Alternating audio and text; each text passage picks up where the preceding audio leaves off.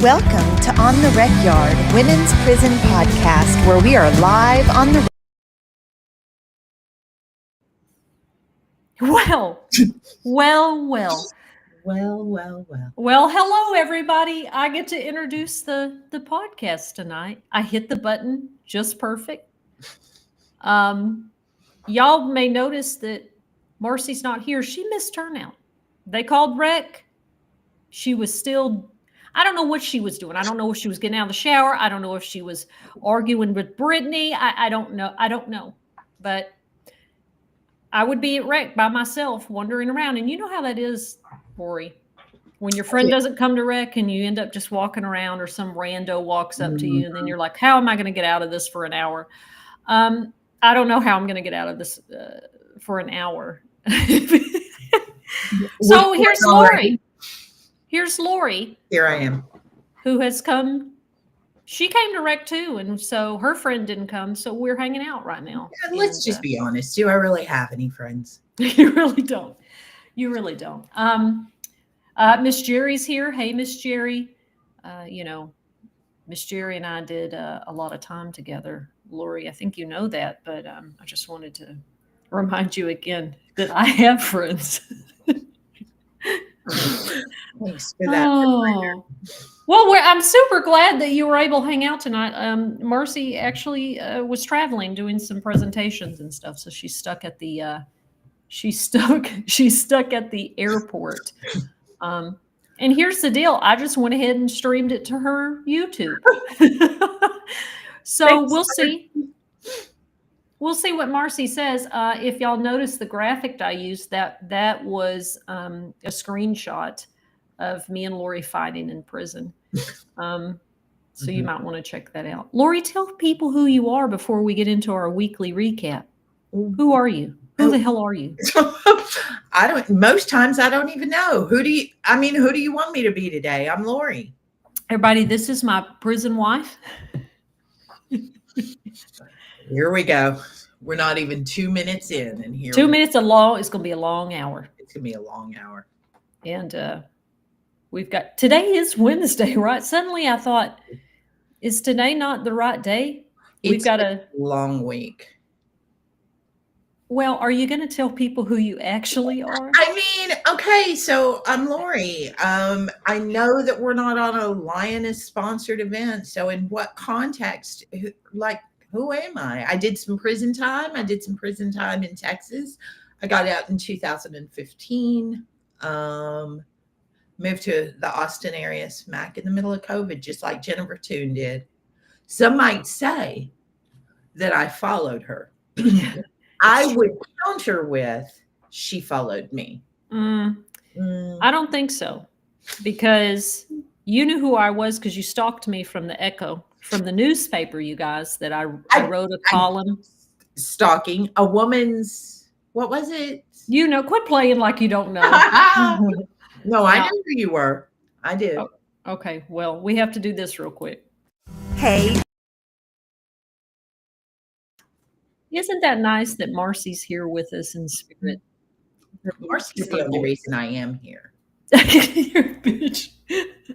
What did you do this past week? This is what we do. We catch up real quick about what we did during the week. What'd you do last week? Last week, I worked. Oh boy, this is going to be a long hour. I worked. I did some house cleaning, but not only did I do some house cleaning, I did some house rearranging. Love it. Yeah. So not a lot, grocery shopping, all of the things to get you ready for the week. I work from home. So I try to get out on the weekends, because otherwise you feel like you're stuck in a cell. Yeah. In a cell where I can go outside and smoke a cigarette and then come back in. Mm-hmm. I think we both live our lives like that. I live that way in my apartment with the cat, and you have cats. So you have cats. Yeah. Well, my week was eventful. Stuff going on at the Capitol, doing the thing. Lori, just trying to. I'm sorry, I thought there was a bug on my wall. It's behind you. Okay. Uh, why does my shadow look like this? Like a little old man? You could have told me that. It You're looks mean. like the Brady Street Killer is behind you.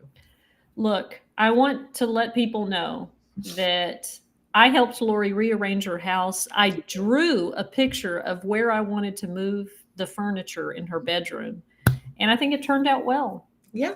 Yeah, I'm Yeah, well. really, really pleased with it. The cats it took some getting used to with cats, but I didn't know this, and I'm not sure if the viewers will know this, but Jennifer is indeed an expert in feng shui. I am, believe it or not. Yeah. Your house had a lot of blockage. It had a lot of blocked energy, a lot of abandoned home feel to it. So, I mean, I'm looking at your background right now. It looks great, except I don't care for that lamp because it looks like there's a spider with it blurred. It looks like there's a spider hanging off of it. Well, we can make some adjustments. I'm going to put some art up, but Throw it in the trash. so you obviously before I do that. Well, hello everybody. Welcome in. Lori's here. Lori is here. This is Lori. Good to see everybody. And look, y'all don't tell on me. Y'all don't tell on me to Marci when she gets back of what a horrible job I did of this, because we're rocking about 9 viewers right now. It's because I'm not a great, I guess I'm not a good host, I guess. I'm a good co-host. I guess. Well, first of all, this is going to be just some random prison stuff tonight. This is just me and Lori catching it up about random prison stuff. So if y'all have something in the chat that you want to talk about, just let us know. I want to get tap on Jennifer Toonche, just push that up and we'll take care of it. So let's circle back to this picture that I put in the background, and Marci will be upset about this as well, including the graphic that I used for the live tonight. I want to talk about, and I know that she wouldn't have let me have this as a topic because it's a little niche.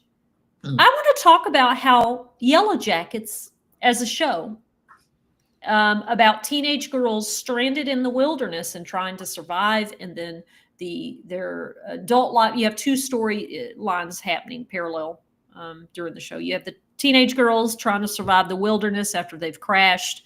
Their plane crashed. They were a soccer team. And then you have the adult timeline where they all know each other as adults. Okay? Don't check your phone while I'm talking. Well, it was Marci. It was Marci, and I'm scared. Okay. So you've got so you have girls in trauma trying to survive together, and then they know each other as adults. And I'm going to tell you something.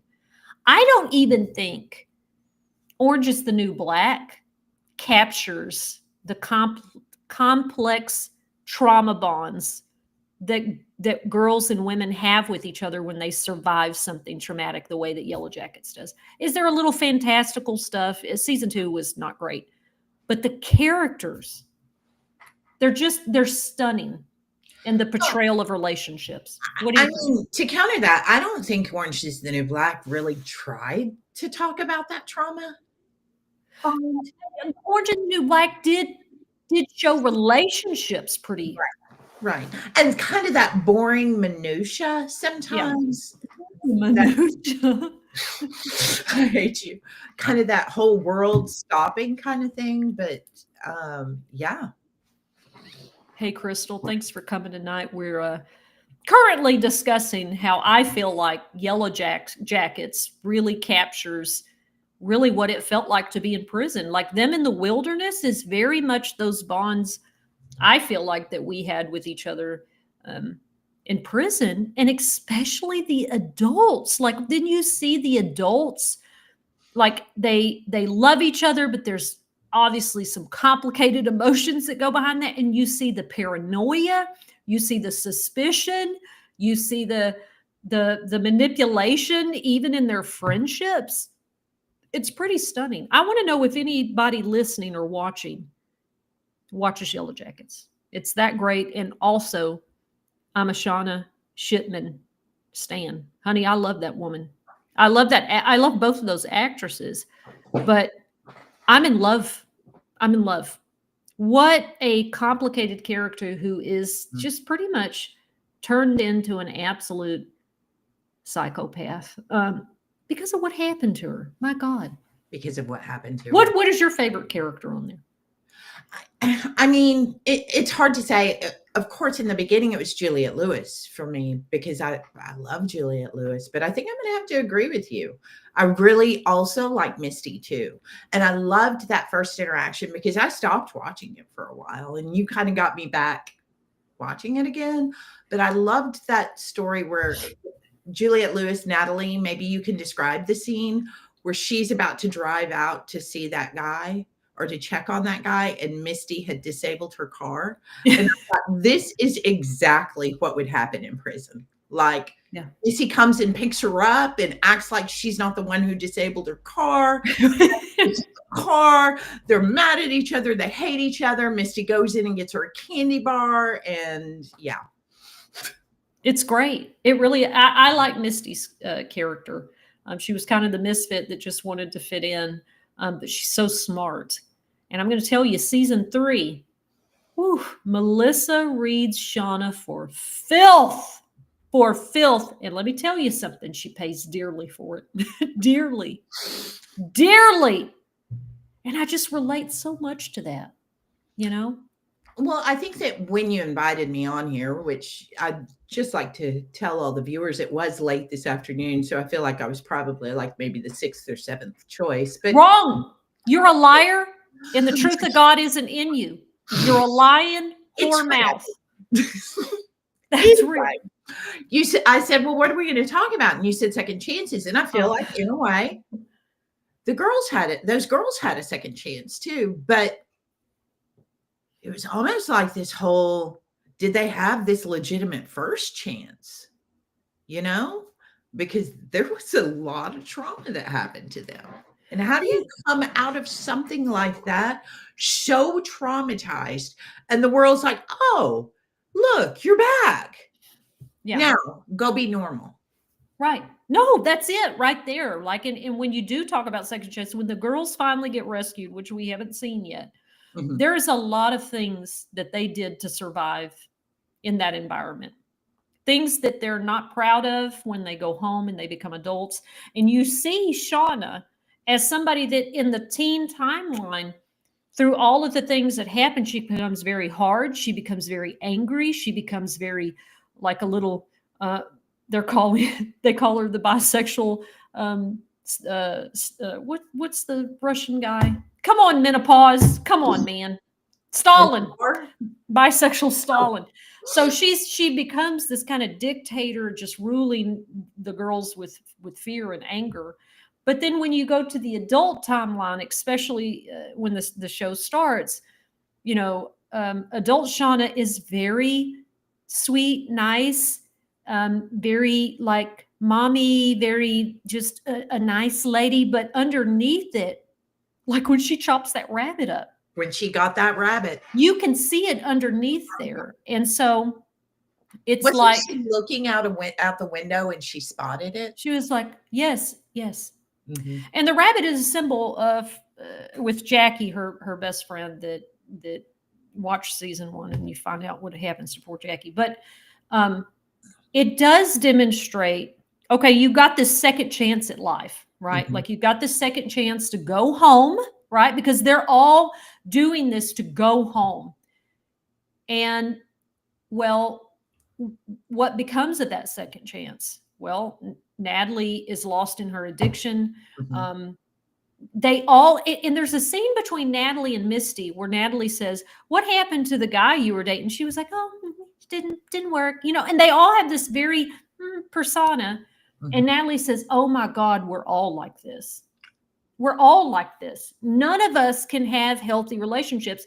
And Shauna has an ongoing healthy relationship with her husband, who was a part of her trauma in her childhood. So it's like, there's no way that, and I think this is a discussion between two of those characters last episode or the episode before, was you don't get to have a normal life.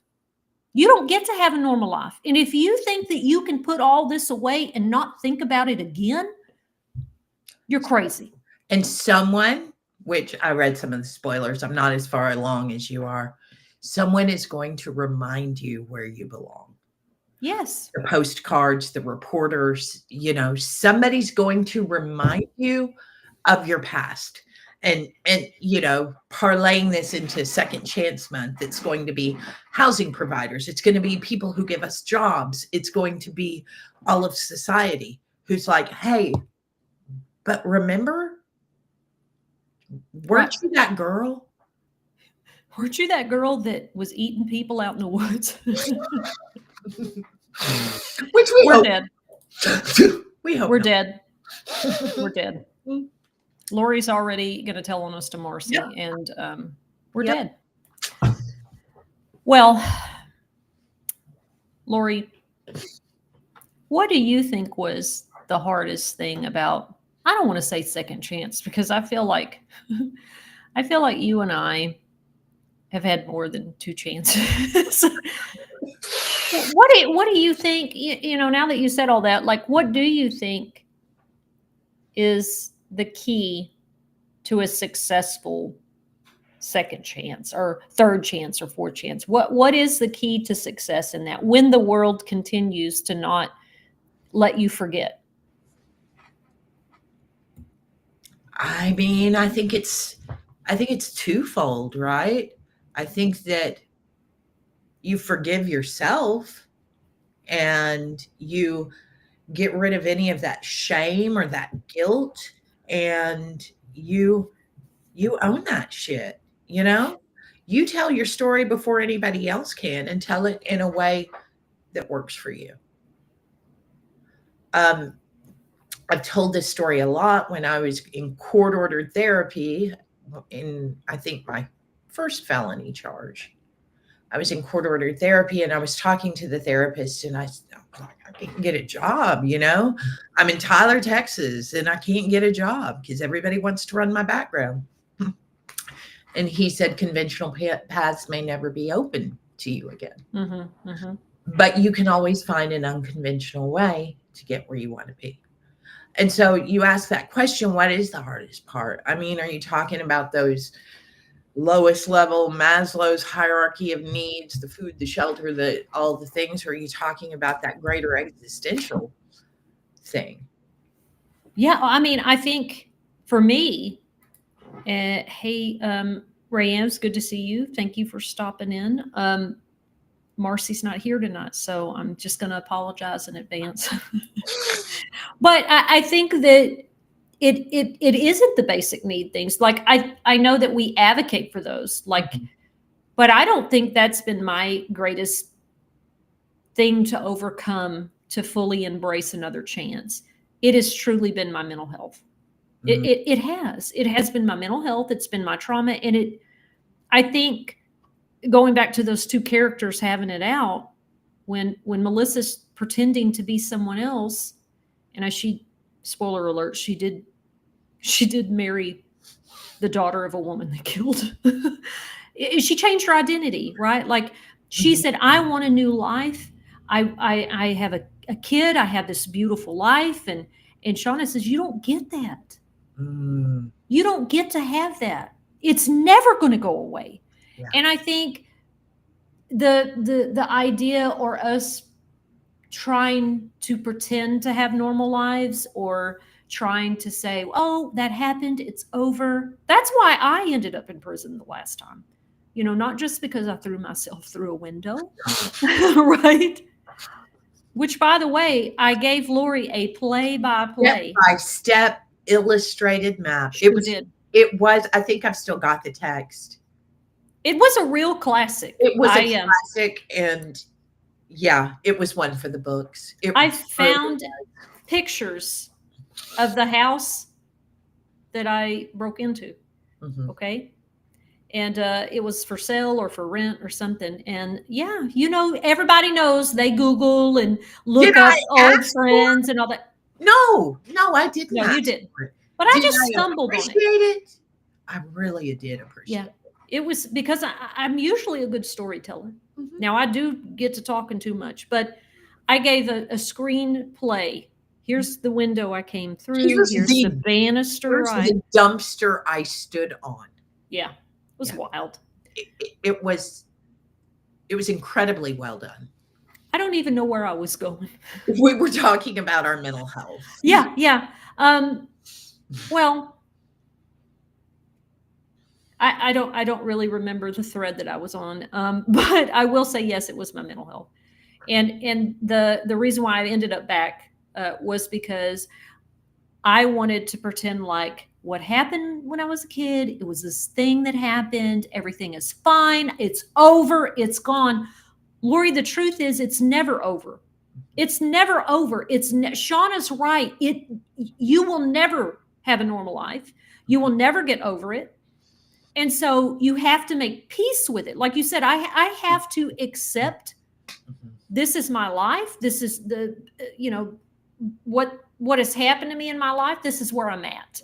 And so to pretend, to hide from it, to ignore it, to pack the trauma away and never deal with it, is going to create the problems that you see, in the show with these women not dealing with their trauma.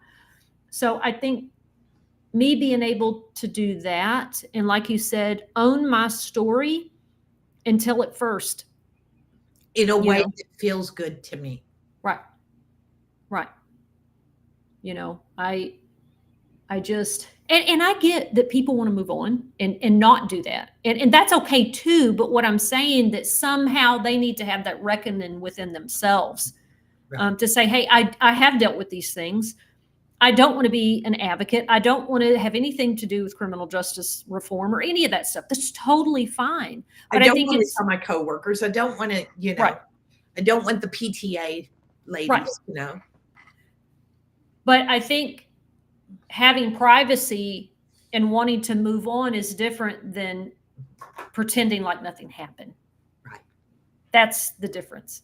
I want to go back to something that you said. You said something about we advocate for those basic needs. And I think that maybe we advocate for those basic needs because those are the tangible things. Those are the things that everyone out there can understand, because they don't understand that I'm at work and I am about to lose my shit. Yeah. And I don't know if it's real and I don't know if it's imagined, but it feels real to me. And I had better de-escalate or I'm going to lose my job. Yes.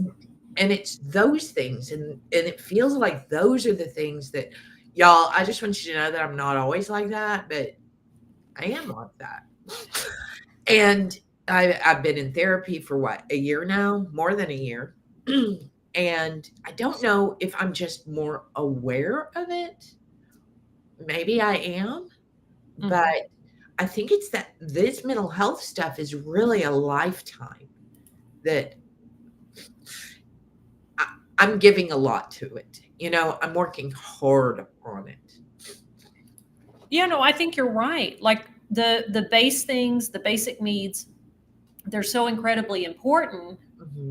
And they are the tangible things that other people can understand, right? Housing, employment. But it's harder to articulate the invisible things, the invisible wounds, or, because that is it. Honey, just because I look capable today doesn't mean I am tomorrow. Like, this is constant work. Again, I don't get to have a normal life. I don't. My life is not, what is normal anyway, but by society standards, I don't. Because every day I am constantly, and I think this is true. Like, you are aware of it now. Like, in the past, I didn't know what was wrong with me. Like, why am I getting so worked up over the way somebody looked at me, at my job or at the grocery store, right? Like, I am losing my mind. And I think now it's being aware. I've told the story before about, the lady, remember when I called you, when the HEB lady? Y'all, I was in the checkout line and I had 12 items. I did.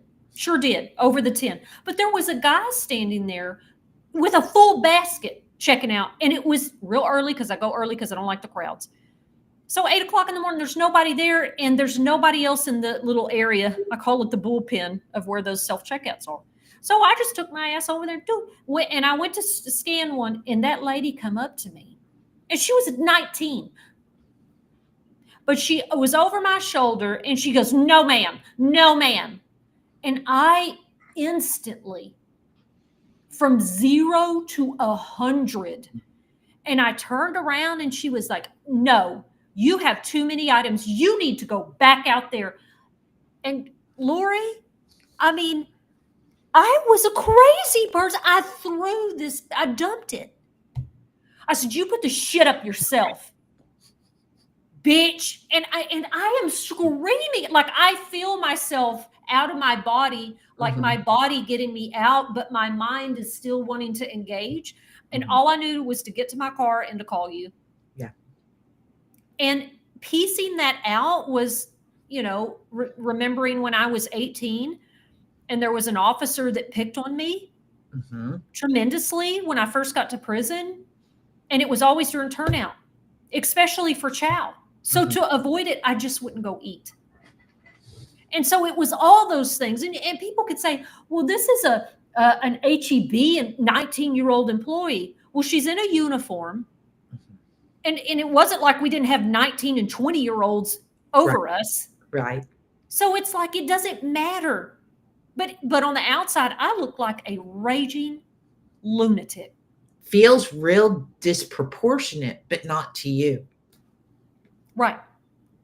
So I don't think you're ever free of it. And you and I talk a lot about this, that I've worked hard on my borderline personality disorder, and I think it's a spectrum. But I think that I'm great. And then out of nowhere, man, I'm like, I'm finally over this. I'm finally stable. I don't have to deal with that kind of stuff anymore. And then suddenly I'm back to square one. Sometimes I wonder, because it's hard, it's almost like nostalgia. What do they say about nostalgia? It's almost, nostalgia itself is almost like this mental illness, right?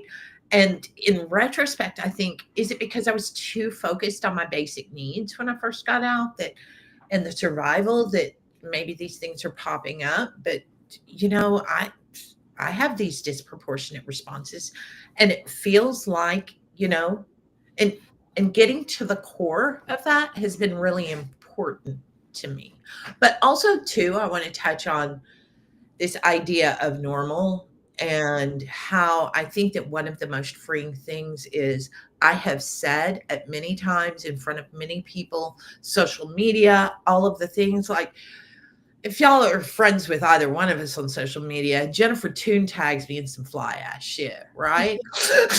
I will get a notification on my phone that says she's tagged you in a story, and I'm like, oh my God, what is this? But I've kind of thrown off that mantle of what people think of me. And that in and of itself can be a prison. And I see a lot of people that I was, that were locked up, or not. I don't know that I was locked up with, but who care so much about what people think. And that can be a prison in itself. Oh yeah. Yes. Right. Like it's an inadequacy or an insecurity that, like, well, I want the system to see me as equal and a full person. I care deeply what they think, or I want to be seen as a professional.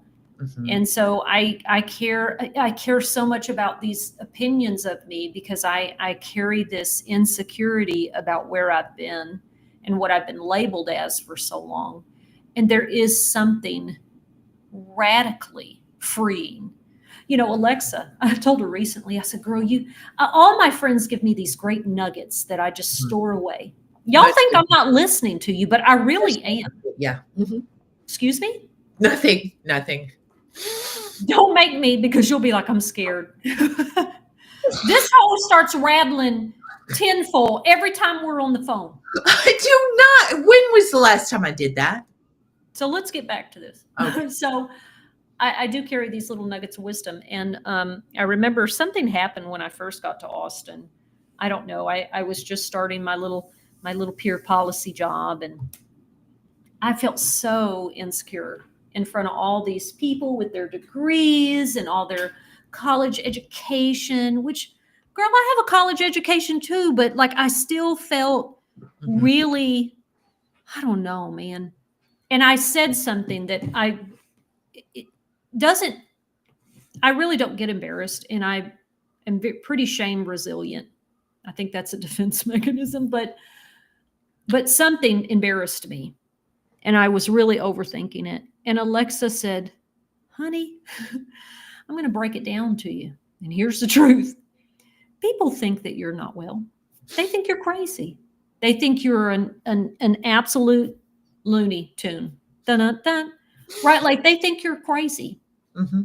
There is nothing you could do to change people's kind of maybe inner thoughts that you're a cuckoo bird. And I'm sorry I'm using language that may be offensive to people with mental health disorders, but I'm talking about myself. She said, so what does it matter if you are? They already think it. Mm-hmm. And there was something so liberating about that. I'm like, you know what? You're sure right. You are sure right. So all of this care and concern that I think the world is looking at me for what I've been through, or my offenses, or even the way that I wear my hair. I wasn't going to shave my head again until after session, because I was like, I'm kind of worried these legislators, when I testify, won't take me serious, because one time my dad told me that when I was younger. And I said, you know what? No, I'm going to cut my hair the way I want to. I don't care what people think of me. I don't care. And that is deeply liberating. And a lot of our friends, I have seen them struggle in the past. I think they're more. I think the group of our friends, though, are pretty. I don't care what people think. I have a friend that I can't bust out for reasons that I'll say, and I've told you her story. She married an incredibly wealthy man. Met him on writeaprisoner.com. His family doesn't know that she was in prison. They have an elaborate story around why she wasn't around for that first, I don't know, however long they courted. Then she went back on a violation, and they had to concoct another story. And I just can't imagine how hard it would be to be her. Yeah. And my heart just goes out to her. Like, on one hand, I understand why she did what she did. But on the other hand, I'm just going to be real honest with y'all. I despise that man with every fiber of my being. Yeah. Because he has shrouded her in secrecy and shame. Yeah. Yeah. Well, and I think that people have a right to privacy, again, and they have this right to move on and deal with things and move on and work their job and never talk about their history to anyone other than maybe their religious figure or themselves, or maybe their, spouse or something. But again, moving on is very different than pretending nothing happened. Right. And then feeling so deeply insecure. I couldn't live like that. Mm-hmm. I couldn't. And I think this time when I got out, being on that monitor, which I hate, it is a barrier to reentry. I hate it.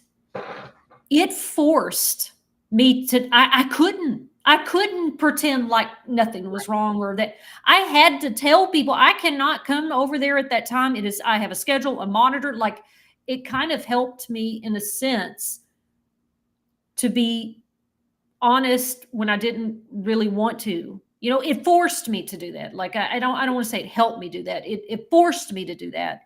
And once I kind of broke through the barrier of that, I mean, I don't care. I don't care what you think, right? Like, I think that for me, and I had some friends who were on that same monitor, which is terrible, and I think that what made the difference for them, and I spent a lot of time at transitional housing, when I got out of prison, I didn't have family to go home to. And so I went to transitional housing, which really turned out to be a great thing for me. And I remember one of my friends wouldn't like it was coming up summer. Summers ain't no punk in Texas. She didn't have a car. She was walking places and she had on that SISP monitor. And because of like that care and love and acceptance from this whole like group of women, and there was a lot of us, at any given time, there was probably 30 of us scattered around like houses, an apartment building, whatever. But not just that, but the women who had moved out and moved on who still came around. And having that deep, supportive, loving community of women who are like, I don't give a shit. Wear shorts. Girl, wear your shorts. You know, you got to monitor. So what? Yeah. So Well, what? I mean, I think you bring up an excellent point in terms of how do you find that success of being able to own your story, to be able to not care what people think, to be able to work through these things and self-reflect. And how do you find the resilience and courage to do that? I think for all of us, it's a balance between individual and community, but Right. I know it's community that helps me do that. Right. It is. I mean, even yesterday when I was really hurt and really upset, not in my right mind, Lori, that I paced up and down the sidewalk in front of the Capitol. And I had two friends that knew immediately to call me, what to say, to keep me grounded in appropriate mental health responses. And in love, right? Yes. Hey, I love you. I accept you. Yeah. And being upset because someone else I care about is hurting. Yeah. Like we rally around each other, and I think that is where I've been able to stabilize my mental health, and it feels like it's by a thread. Some days it is, Jennifer. Marci is watching us from the air. I noticed she didn't put up her other comment. Where was it? Let me get to it. Thank you. Let me get to it. I love you, Marci. Jennifer Sherry's here. Oh yeah. Well, some other things about second chances. What is another good movie? Or excuse me? Honey, I have responded. I have not checked my phone, Marci. I'm sorry. Oh, so let's take back that. Thank you, Lori. Crisis. Why let's would take back? Because you do hate Marci. If you haven't looked at her TikToks, I'm the friend that really cares about you, Marci. Do we call that black and white thinking? Is that what we call that? Yes, concrete thinking. It's either black or white. And boy, that's a tough. Let me tell you something. Almost everybody I know that's formerly incarcerated, mainly women, but also the men that I know, think in very concrete black or white. It's either yes or it's either no. I mean, Marci just demonstrated. Wait, she just demonstrated. Love you, right? You hate me. You hate me. Right. And I don't know. But it's harder to have nuances. We can think nuanced things about other things. Well, I don't think we did it very well in the past. I think we do it better now. But I think when you're in survival most of your life, which we all are as human beings, I'm talking about the unique way the girls survived in the wilderness, the girls survived in cages, is that giving people the benefit of the doubt is dangerous. It's a skill we don't practice well, because our lives have taught us That's dangerous to do. And, and I saw a therapist say this about people that develop personality disorders. Their mind is kind of stuck almost like where a child's mind would be, right? Like such trauma happens to them when we're children that we don't know how to think about it. Our brains are not even fully developed to do that. So it's either this or that. Like there's no ability to see the gray. Yeah. Our brain is not developed like that. And some of us get stuck there. It gets stuck. Trauma sticks it there so that when our brain develops, we never practice those things in our brain that help us look at the gray area to see the nuance. And we're still doing black or white because it's fast and easy. What do I need to do here in this situation? Cut this hoe off or talk to her, right? Boom, right. Like I got to get to a decision now. Mm-hmm. I don't have time for this thinking through and all this stuff. It's boom, boom, boom, boom. And so what else did Yellow Jackets teach? I may not always completely trust you, but we went through something together and I'm going to ride with you. Yes. Yes. Because it's, I'm not like you every day, but when push comes to shove, I'm still riding with you. Right. And a couple of the girls in Yellow Jackets, it is strange. They love and hate each other at the same time. There's several of them that don't really like each other. And you see this dynamic on their team before they're stuck in the wilderness. Mm-hmm. And that is very true. I remember, I wonder if she's somewhere out here watching, but her nickname was B. And we liked the same girl. And we were kind of butting heads about it. And she moved into my dorm. And I wanted to fight. Now, y'all are thinking, oh, Toonche, you don't. When I get super angry, it's. But we sat down and said, let's talk. Because I'm going to whoop your ass, right? Like, we were mad. And she said something. I don't remember what it was, but she said something about, man, because I've been doing this since I was 14 years old and blah, blah, blah. And I said, me too, bitch, 15. What's up? And she was like, yeah, because can't nobody, the shit, I don't know, something. And she said, Broughton, Texas. And I said, hold on. Yeah. Hold on a second. Were you locked up in Coke County Juvenile Justice Center? She goes, yes. I said, me too. And she goes, I was in B dorm. I said, I was in C dorm.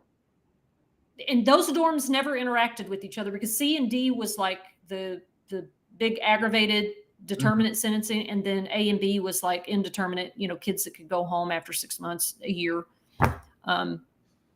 Sometimes they stayed there for 4 or 5 years, but they didn't have to go to prison. So they kept us separate.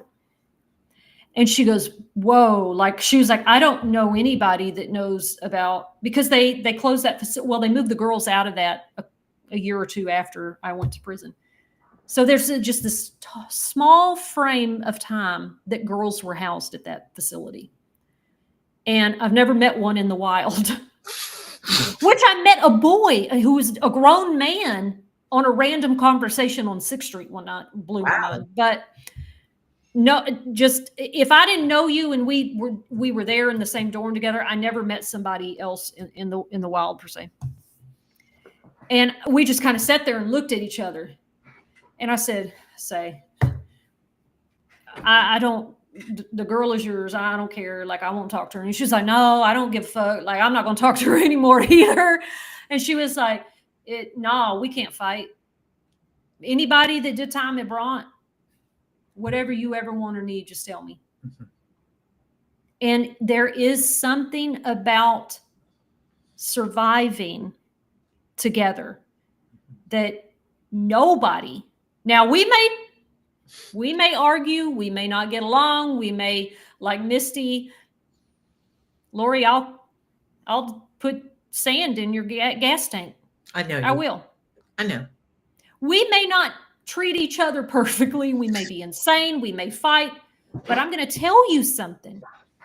Nothing can interfere with my bonds that I've made with women who did time in Texas, in those prisons, in those facilities that I know about and I've been through, that we can articulate what it's like to get stripped in a group together, which happens, TDCJ. That happens. So it's like, my attachments to my family were really severed and fucked up when I went to prison. And so I just made a family. And I think that's real common with women. Real common. I went on a trip a few years ago. Went on a road trip with a friend to see this social enterprise place in Nashville. And I'd been communicating with a woman who, well, it was social enterprise based upon transitional housing for women who'd been sex trafficked and women who were in prison. And I was communicating with a woman who worked there who'd been to prison. And when my friend and I got there, I saw her from across the room, spotted her immediately, had never looked her up, didn't have any idea what she looked like, but I knew. And I won't say it's always like that, but she was looking for me because she knew I was coming, just like I was looking for her. And we recognized each other. And there is kind of that in whether it's county jail, whether it's TDCJ, whether it's the youth facility, whether it's in Texas and beyond. I have a dear friend who lives in Georgia who did time. We met just through the work that we've done, but it gives us this common level of, it's like a common foundation and trust, you know, like I'm going to give her the benefit of the doubt. People tell me I can be standoffish. I mean, I don't really see it.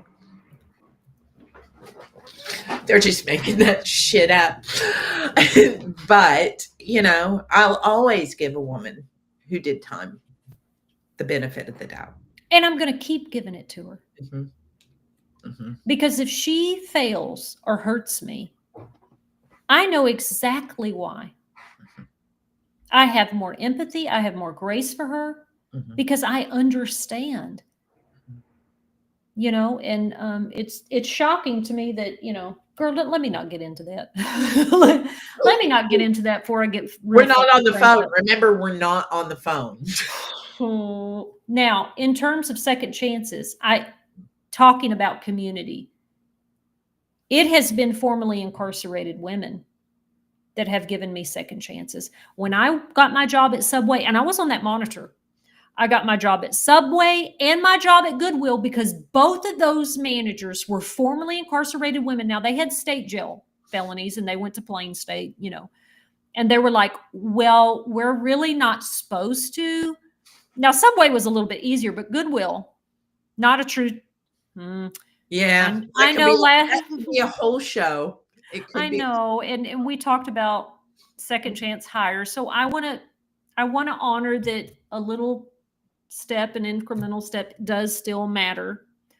I think it's the way that you're transparent about what you do, because the policy was not that they could not hire people with aggravated charges. It was an unspoken policy. That was the problem. And my manager at Goodwill, I needed a full-time job, Lori, bad. And I wasn't getting off that monitor unless I paid my fees and did everything on that checklist. Plus, I needed to get out of my parents' house. And I was like, please. And she goes, I am so desperate because because you've been working at Goodwill, that turnover is fast because they treat their employees like garbage. And she was like, I can't keep nobody. And she said, well, technically the policy, I'm going to talk to the HR woman that I know who was like leaving for another job the next week. So she said, I don't care. Now, they never found out until I went up to be assistant manager or lead or something. And they were like, you shouldn't be here. It was too late. And my manager kept saying, you point to the policy. And they were like, well, but we typically don't. She goes, then it's not policy. Right. But it was two formerly incarcerated women. And I'm going to be honest, moving to Austin was a nightmare until a formerly incarcerated woman rented one of her rooms to me. Right. And so Right. at the end of the day, even if we all want to carve each other up and eat one another, if we were in the woods starving, damn it, nobody else is going to do it. Right. Nobody else is going to flame broil Lori. And I can't depend on the world, because it really is our community that gives me second chances, whether it has been housing or employment. And let's be clear, for me, 100% it was the community, because, you know, except for my beautiful, lovely daughter, if you're watching, love you. I'm excommunicated from my entire family, right? And it was the community. It was that community of formerly incarcerated women who loved me, who took care of me until I was able to, you know, get that job and start hustling and taking care of myself, holding me accountable with love and forgiving, you know, those missteps when we do kind of unleash that trauma on one another. I probably have more than 100 women's names and phone numbers in my phone. Just, I'd say more than that. The majority of the women, the contacts in my phone, are women who've been to prison. And this is starting from 2015 on, or as Jennifer Sherry knows, prior to that. And because we were being serious right now, I didn't make a joke about you having women's numbers. Please don't go through my phone and delete my contacts. I'm not. I've been through your phone when you've been asleep. I'm not going to do that, because I know that. And guess what, y'all? Nothing juicy in there. Nothing. Wasn't. Bunch of pictures. Now, the people's phones that I've been through in the past. Bitch, I caught you lying. I caught you lying. Okay, well, we're getting on to 9 minutes. Where does the time go? When I'm with you, it's like an eternity, though. Marci, are you still watching? Do you have anything you want to tell people? We should end on a happy note instead of this. Instead of the eating people note? Yeah, I want to marry Shauna Shipman. I'm obsessed. And you know, once I get like on something, it takes me a while to get off my obsession. Fixated is what I would call it. Yeah. So, you know, everybody with borderline personality disorder, we are clinically known to have what is referred to as a favorite person. It is our obsession. It is our go-to. And it doesn't have to be romantic. In my case, it is. It's Lori. Oh, boy. I'm obsessed with Lori. And Shauna Shipman. Hey, I'll get rid of this whole Lori real quick for Shauna Shipman. Bitch, I don't know thee. Get thee behind me. Get thee behind me. Never knew thee. Never knew you. Piss me off, and that is what'll happen. You already know. Take care of the cats. I get so hurt that I don't, that's it. Just click all the way off. Do you think that there will ever be a time that anyone does a study of women's mental health in and out of prison? I mean, you would think there would be. I'm sure there's all these scattered studies. Look, I have a fan in the comments. And Jennifer Sherry knew you, and I really want to show everybody that picture of you when you were locked up. You look like a butch. I did not. I mean, you did. You did. You kind of had the clothes were a little baggy on you, and I know it was just because you're thin. Tammy, honey, I think no, you're not, Tammy. You're not the only viewer. There's a lot of people here tonight, and I thank you for being here, y'all. If y'all are like that, we just got busted out. I'd like for Jennifer Sherry to chime in about whether I look like a stud girl. I'm still talking to Tammy. I'm so sorry, Tammy. You don't come on me and Marci's show and disrespect my fucking people. Hi, Tammy. You're not the only one. Thank you so much for being here, everyone. I know that I'm supposed to tell you to like, subscribe, share, and all that jizzy jazz stuff. Helps the algorithm. Now, what about Jennifer Sherry? Jennifer, tell us about how Lori was really acting like a butch broad. Look. Jennifer Sherry, does Lori even like men? Oh, no, she doesn't. Oh, okay. Thank you so much for finally putting that to rest. Thank you so much. Because Jennifer Sherry is a truth teller. She knew you on the inside, and I got that picture of you looking like a total butch with the chain, with your hair, and you were like standing there like that. Oh, girl, boo. I had that cross, that chain. I showed some people this weekend. Who? A picture of us when we are our engagement picture that is on your bookshelf in your living room. Well, no, I've got it back here. Do you want me to pull it out? Why is it back there hiding? Because I'm gonna put it in a frame, bitch. Oh, okay. See, she's gonna put it in a frame, and she want everybody to believe that we're not dating. Come show us. Come show us. I lost it now. I swear. I'm really made me nervous. You can put sand in my gas tank. Well, now I am when I come over. It's lost. You better find that picture. I will. The picture's here. I've got all the pictures out because I'm hoping that you'll help me with some arrangement. Look, see, Jen Sherry's even saying it's like a switch inside. Lori just flips over to women. I'm taking all that out of context. It's fine. Misty taking everything out of context. Mm-hmm. All right, Lori, we have a few more minutes. Do you have any parting wisdom that you would like to share with me and Marci's viewers, our community here? Love yourself, man. You know, get rid of all those expectations that the world has. Jen Sherry's like, I don't even know what you're talking about, Lori. I hate you so much. I hate you so much. Well, Tammy said it was a great conversation. And I mean, y'all, this is literally what this hour that you just shared with me and Lori is really just us on the phone. Probably with fewer curse words. I don't know. That's a lie. No, it's full of profanity. Full of profanity on the phone. I tried to hold my tongue. Oh, here. Well, Marci's not here. You can cuss all you want to. I still have mad respect for Marci. That's not what you told me earlier today.